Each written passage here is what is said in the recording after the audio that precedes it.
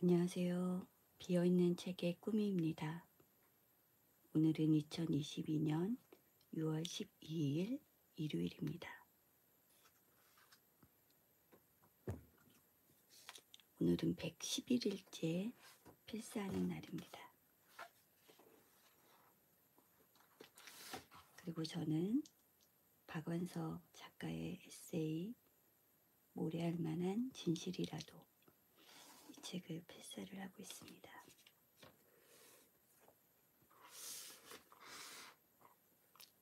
안녕하세요.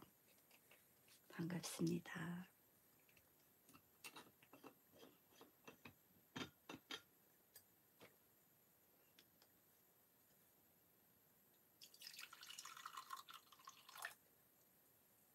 잠시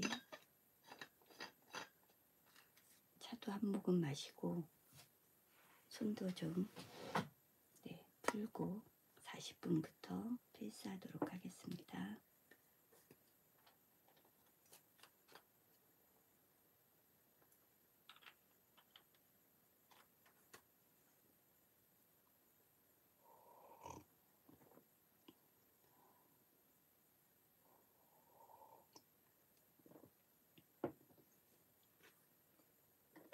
안녕하세요.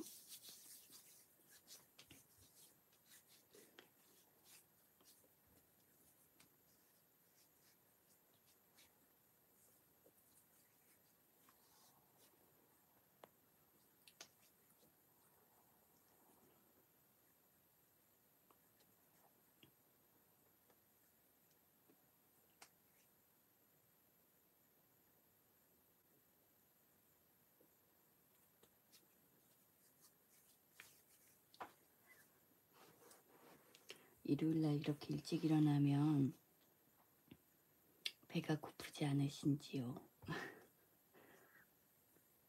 저는 어제 거의 밥 한 공기?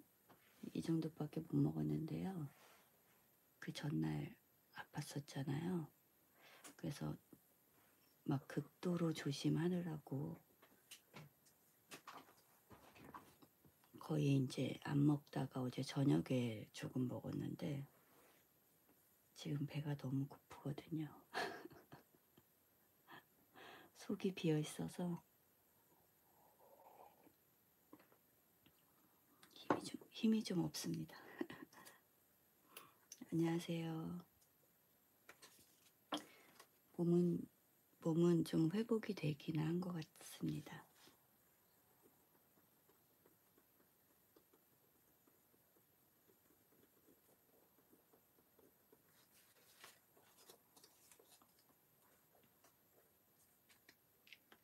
근데 며칠은 조심하려고요. 며칠은 조심하고 하여튼 간에 여름이라서 여러분도 음식 조심을 하셔야 될 것 같아요. 저는 먹기 싫은 거를 좀 먹었었거든요, 엊그제. 그랬더니만 하여튼 간에 억지로 내 몸에 무엇을 하는 것은 정말 안 좋은 것 같습니다. 자, 이제 우리 필사를 좀 해볼까요? 10분만 하면 되니까요. 자, 그 필사를 하는 동안은 아무 말을 안 하고요. 제가 중간에 몇 분 남았는지만 한번 말씀을 드리도록 하겠습니다. 자, 시작하겠습니다.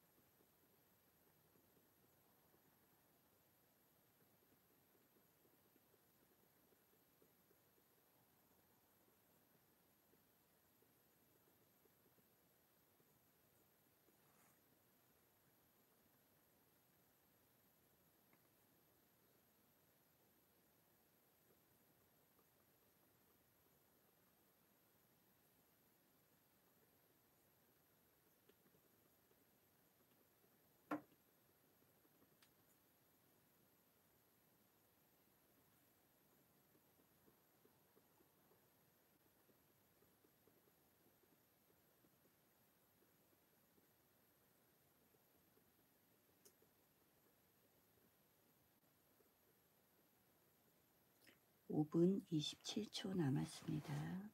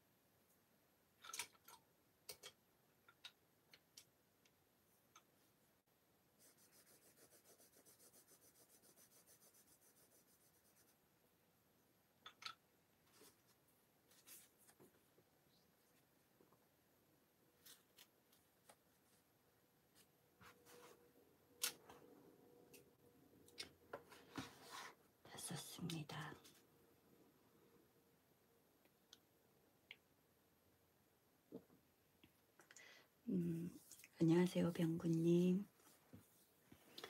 저희가 이렇게 10분 동안 필사를 말없이 하잖아요. 그리고 나서 이제 알람이, 스누피 알람이 딱 울리고 나면 제가 그거 누르고 쓰던 손을 이제 멈추고, 이렇게 되면 뭔가 배경음악이 깔려야 될 것 같은 그런 생각이 오늘 잠깐 들었어요. 저희가 이제 10분 동안 정말 누구도 말을 안 하고, 물론 지금도 저만 말하고 있지만 이 소리가 없는 가운데 그 고요함이 끝나는 거를 좀 알리는 어떠한 배경음악이 있으면 좋겠다. 그런 생각이 잠깐 들었는데요. 그만큼 저희가 이제 짧은 10분이지만 무언가 몰두해서 이렇게 하는 거잖아요. 그래서 또 오늘 새삼 잠깐 그 생각이 들었네요. 제가 오늘 한 줄 명상할 것은 넉넉함의 기준인데요. 지금 그 모래알 만한 진실이라도 이 책을 필사를 하고 있잖아요. 근데 지금 하고 있는 그 내용이 바로 넉넉하다는 것에 대한 얘기예요. 근데 제가 넉넉하다는 말의 소중함, 요 부분인데, 지금 넉넉하다는 말의 소중함 이거거든요. 그런데 이거를 지금 며칠째 계속 쓰고 있고 읽으면서도 공감되는 부분들도 많고요. 저에게 일어나는 그 넉넉함의 어떤 기준, 이거에 대해서 좀 생각해 보게 돼서 그걸 좀 나누고 싶었습니다. 여기서 그러거든요. 그러니까 그 쓰레기통에 괴짝지 쏟아버린 사과와 통째로 버린 비싼 생선을 본 적도 있다. 이렇게 했는데, 그리고 작가가 시골서 손님이 와도 이제 묵어가는 게 달갑지가 않은데 아이들마다 독방을 쓰는데도 방이 없다고 생각을 한다는 거예요. 그래서 서울서 볼일을 이제 오래도록 하는 사람들이 여관을 잡았으면 하고 이제 바라고 있는데, 그쪽에서 먼저 여관이라도 잡죠 하고 일어서면 구태여 붙잡지는 않는다는 거예요.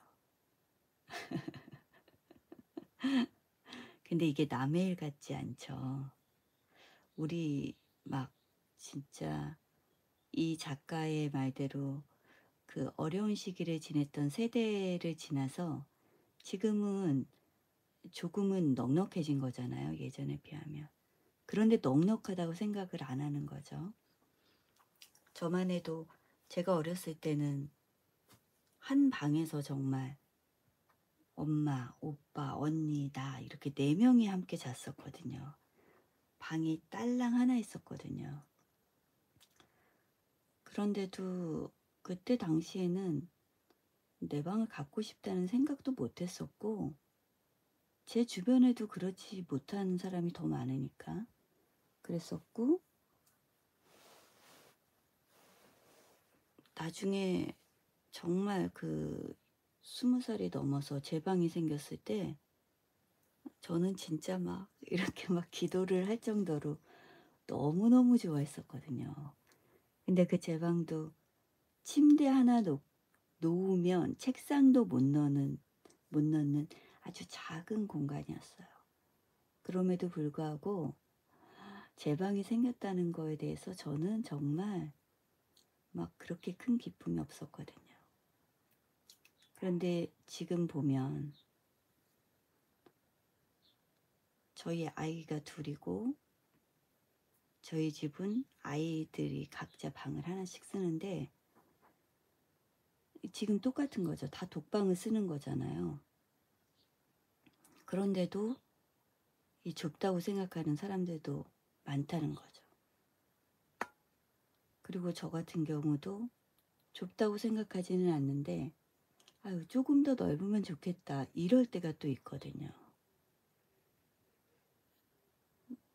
그러니까는 이게 저희는 24평에 살고 있는데 24평을 넉넉하다고 생각하는 사람이 있고 또 이것도 좁다고 생각하는 사람이 있고 그리고 19평 공간을 이 정도면 좋아 하고 생각하는 사람이 있고 너무 좁아 너무 작아 이렇게 생각하는 사람이 있죠.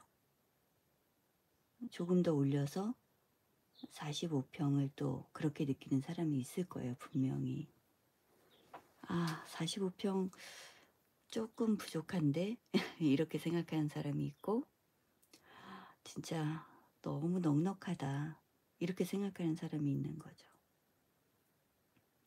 그리고 그 넉넉하다는 기준도 내가 나이가 들면서 그리고 내 생활 수준, 나의 상황 이런 것들이 바뀌면서 그 기준도 바뀌는 것 같아요. 그래서 이 작가가 말하는 거는 그 넉넉하다는 건 실질적으로 마음의 넉넉함을 얘기하는 게 아닐까. 이제 이런 뜻으로 얘기를 하시는 거예요. 그래서 그 어려웠던 6.25 당시에도 이 박안서 작가의 엄마 같은 경우가 어머니 같은 경우가 굉장히 넉넉한 마음을 가지셨던 거죠. 우리가 먹을 게 부족해도 누군가 오면 한사코 저녁을 먹고 가라고 밥을 먹고 가라고 넉넉하다고 우리는 이렇게 해서 밥을 꼭 먹이고 재우고 막 이렇게 했던 거죠. 그래서 그 자식으로 있었을 때 어머니가 그런 모습을 하면 너무나 막 이제 답답했던 거예요. 우리 먹을 것도 없는데 넉넉하다고 해서 저 사람도 먹이고 지금 우리가 지금 거주하는 곳도 이렇게 좁아 터졌는데 한사코 또 잠을 재우고 막 이런 것들이 자식 입장에서 봤을 때는 정말 우리 엄마 왜 저래 우리도 없는데 왜 저렇게 사람들한테 퍼주는 거야 이런 생각을 했었대요. 어렸을 때. 그런데 지금 와서 생각해 보니 그 엄마의 넉넉한 마음이 진짜 마음 하나로 부자로 살았다는 거죠. 그러니까 없는데도 있는 척 했던 그런 넉넉함은 아니었던 것 같고요. 없는 속에서도 나눠주는 거 있잖아요.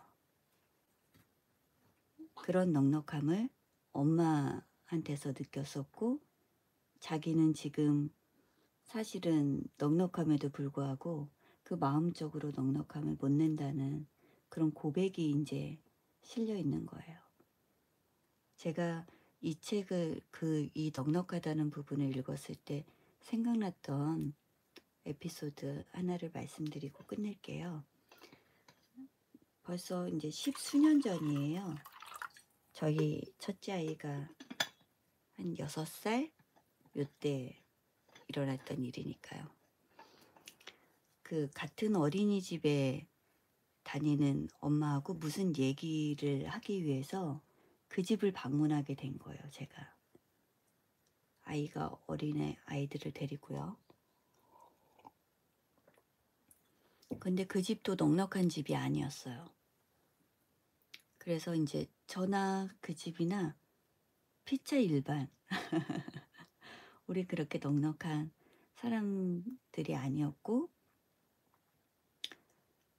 그때는 다 아이들이 또 어렸고 그렇기 때문에 다 빠듯하게 생활하는 저랑 비슷한 그런 집을 제가 방문을 하게 된 거였어요.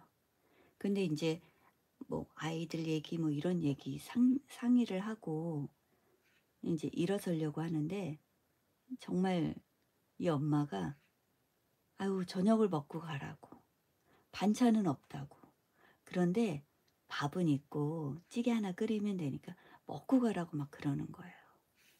근데 저도 그거를 또 괜찮다고 하다가 이분이 또 계속 잡으시니까 그거를 떨쳐낼 수가 없는 거예요. 그래서 거기서 저녁을 이제 먹고 가게 됐는데 이제 저녁을 준비를 하실 거 아니에요, 그분이. 그동안 저는 이제 앉아서 기다리고 있고.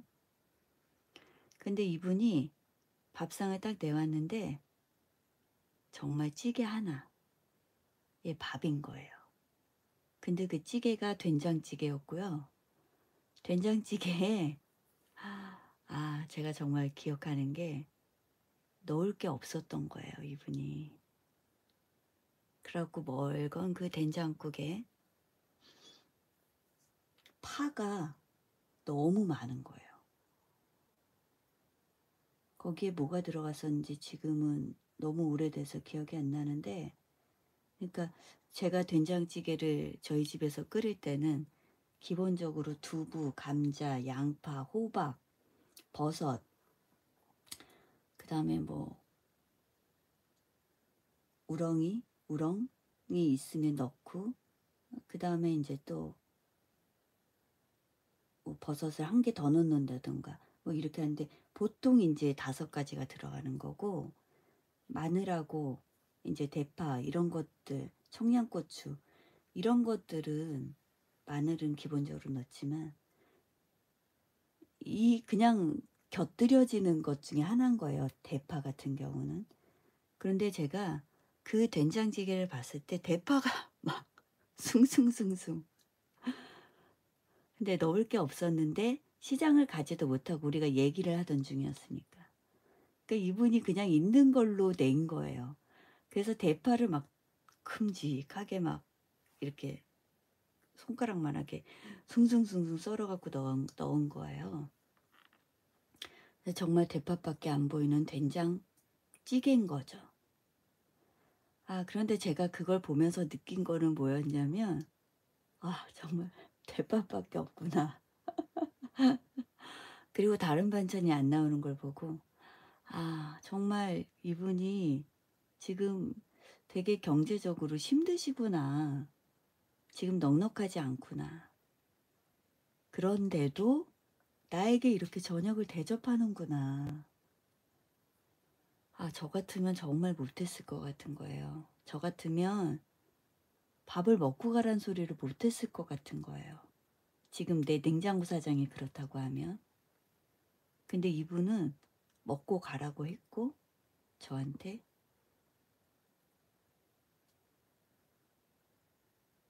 지금 생각하니까 막 눈물이 나네요. 그런데 제가 그 된장찌개를 먹었는데 너무 맛있는 거예요. 정말 너무나 우스운데 우픈 얘기죠. 그런데 그 된장찌개가 제가 너무 맛있게 먹은 거예요. 그래서 이렇게 10년이 훨씬 지났는데도 기억을 하잖아요. 그 된장찌개를 제가 딱 먹었을 때 느꼈던 게 뭐였냐면, 아직도 정말 생생하게 기억나는 게, 대파만 넣어도 이렇게 맛있네. 제가 지금 눈물이 나가지고, 제가 그때 느꼈던 게 그거였어요. 제 입맛이 그때 정말 너무 놀랬어요. 대파만 넣어도 이렇게 맛있구나. 나도 파를 좀 많이 넣어야 되겠는데? 파만 넣어도 이렇게 맛있는 거였네. 이러면서 밥을 제가 한 공기를 다 먹은 거예요. 그리고 그 집을 나왔죠. 그리고 저희는 이제 아이들이 학교를 가고, 저희 아이가 2학년이 되면서 이사 와서 헤어지게 됐고, 작년에 그분을 한번 뵀네요. 그 아이, 그 동생, 어린아이, 지금 고등학생이 되는 그 아이와 한번 왔었어요, 이쪽으로. 그랬는데 지금은 그분도 좀 넉넉해졌죠. 저도 마찬가지고. 세월이 10수년이 지났으니까, 저희 열심히 살았으니까.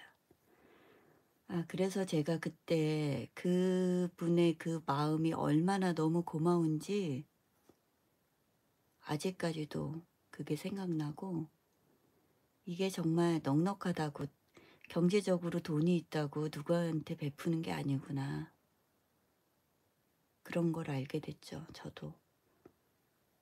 제가 그 대파만 들어간 그 된장찌개를 먹었던 기억 때문에 정말 제 마음이 너무나 그 감사함으로 그때 가득 찼었고, 음, 그러니까 없어도 그렇게 내놓을 줄 아는 사람이 몇이나 되겠어요.